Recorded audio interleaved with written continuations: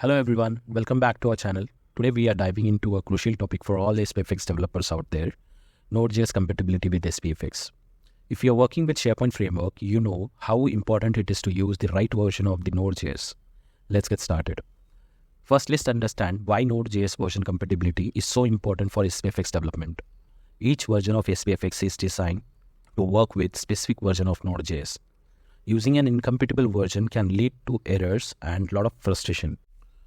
For example, SPFx version 1.4.1 supports Node.js version 12, version 14 or version 16. However, there are some challenges with Gulp version 3, which is used in SPFx. It's compatible with Node.js version 12 and above only. Additionally, Node.js version 4 requires Node.js version 14 or below.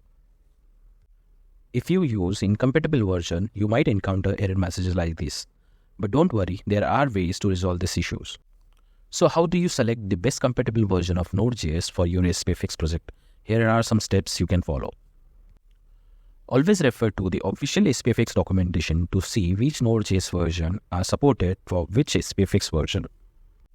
NVM allows you to install and switch between different versions of Node.js easily. This is especially useful if you work on multiple projects with different requirements.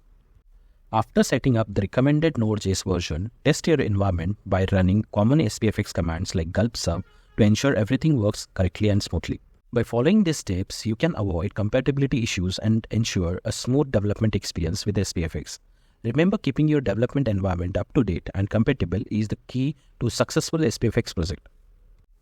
As of now, the latest version of SPFx is version 1.19, which supports Node.js version 18 LTS. The previous version of SPFx 1.18 supports both Node.js version 18 and Node.js version 16. That's it for today's video. If you found this helpful, don't forget to like, share and subscribe to our channel for more tips and tutorials.